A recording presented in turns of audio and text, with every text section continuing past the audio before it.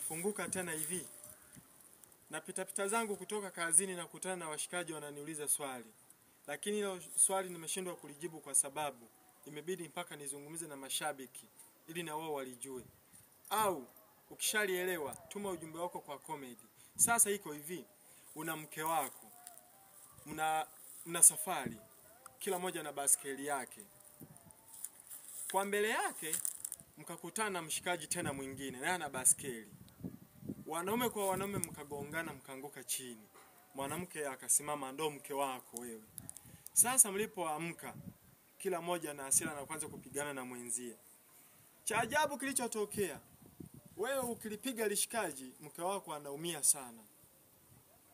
Ukipigwa wewe mke wako anasema huyo. Je, kama wewe unaweza ukafanyaje?